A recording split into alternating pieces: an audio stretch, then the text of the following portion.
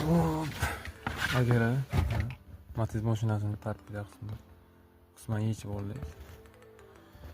Bizga keragi mana bu tablo ishlamayapti, speedometr ko'tarilmayapti, kilometr yozmayapti.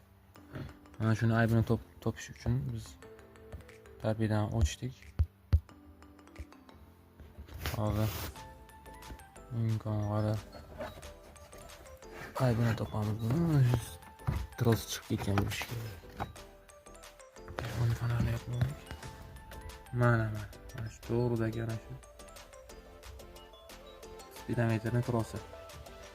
Mana shuni joyga tiqib qo'ysak, mana bu speedometr ishlaydi.